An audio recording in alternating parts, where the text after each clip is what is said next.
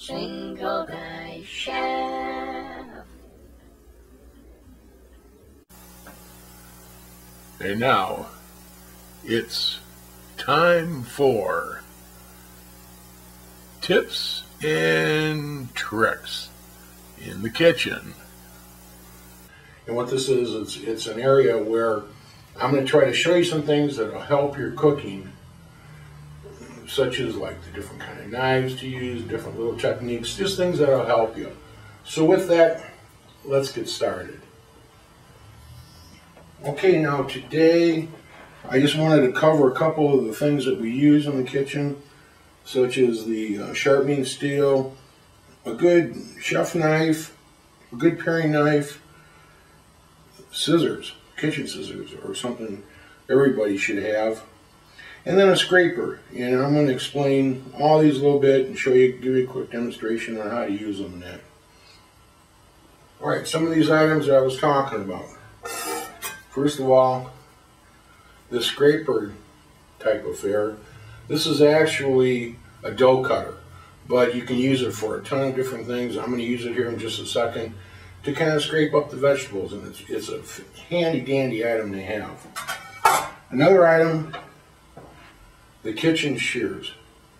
You know, a lot of people like to use knives to try to cut their chickens and do this and do that. These things are so great, and it really it makes cooking it or cutting a chicken up super safe. The nice thing about these, if you get a good set, they come apart, they're easy to clean. Something you definitely want to think about adding into your drawer. Next is the paring knife. You don't need a real expensive one, but you want to get one that stays sharp, a little flexible. They're fantastic to have.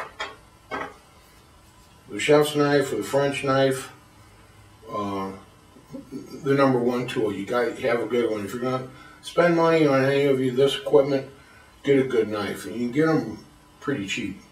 20 bucks, 30 bucks, you can get one that'll work pretty good. And then the way to keep the knife sharp is the steel, and there's all different kinds. And one thing I want to show you, when you're sharpening, you want to keep the knife at a 20-degree angle to the steel. So when you work it, you don't want it any more angle than that. And you run these a couple times and it'll bring a fantastic edge to your knife. So with that, we should have a nice edge on here. Let's get started cutting. Okay, let's do some simple cutting. There's two different ways you can cut. There's what we call the slice, and what that is, and I'll do it on the side here, is when you cut, you actually work your knife like this, and that's actually a slice. You're not chopping. Now, a lot of times we'll have a chop where you will actually chop like this, and sometimes you can go really fast, or you can just hold your tip down and chop like that. And what we're going to do here is we're going to do a slice. And I like to take, and if I'm going to dice up the celery, I like to get it down in manageable pieces. We're going to do the slice now. Tell you what, I'm going to do it like this for you because it'll give you a little bit more room to see. So we're going to cut the ends off. Then we're going to slowly, see how the knife is working. What I'm doing here in the back is I'm using my fingers to guide my blade. And I can get a nice thin slice like that. Once I have that, I can use my drill cutter, everything up, and the bowl. Right now, the next thing I want to do is I'm going to cut up a carrot here. Now, since it's round, safest way to do it is get one good cut down the center and separate it. Now you got two different pieces. They lay flat, it's not going to roll all around for you. One thing I'm going to show you, like sometimes when we're cutting, we'll do a straight chop. But let's say you want pieces a little bit longer, then we have a cut that's known as cutting on the bias. And that's when you cut like this. And you can take And if you want to lengthen your pieces, it gives you a longer piece. So that's cutting on the bias, and then this is a straight cut here. Alright, now one thing I want to kind of go over, the simple chopping an onion. And now we have two sides here. We have the one side that where the plant was coming out, we have the root side. Now what I'm going to do is I'm going to cut this end off here. And I'm going to do this before I even peel it. Okay, and then I'm going to cut it in half, right down the end. Okay. Put that piece aside. Take some of this stuff off here. Now, a little more.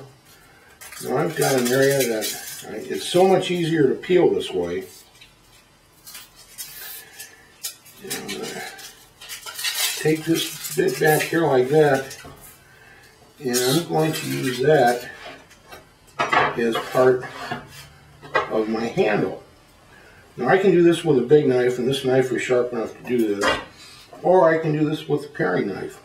What you want to do is, before you chop this, is you want to make cuts, because we want some fine pieces here. So I'm cutting it down this way first.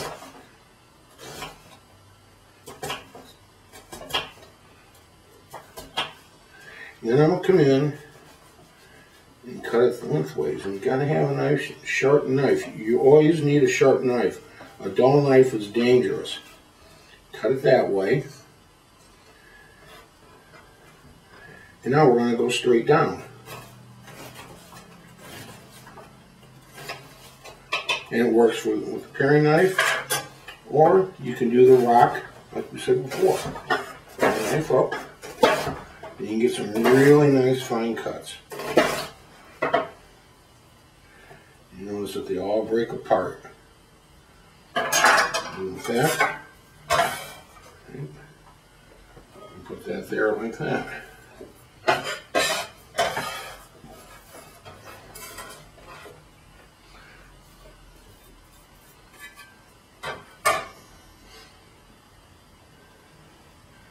And now, last but not least for today, I'm going to flip it over on my meat side of my board.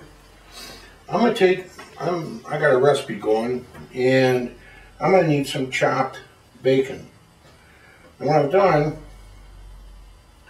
is I've taken my bacon and I cooked it for just a couple minutes in the microwave with some paper towels. And then I put it in the refrigerator and let it stiffen up. That makes it so much easier to cut. And I want some pieces, so I'm going to bunch it up and start cutting, doing a slice.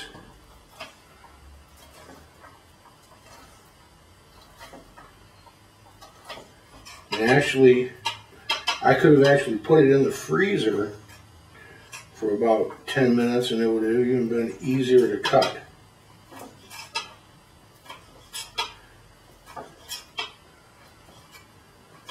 If I wanted the pieces smaller than this, I pretty much would have had to do that. But you can do that even without cooking the bacon if you want to have it raw. Is you put it in the refrigerator or the freezer for a little bit and it'll get stiffened up, and it's a lot easier to cook that way. There we have it all ready to go for a little recipe that I'm working on down the road. Thanks for watching. See you next time, and God bless.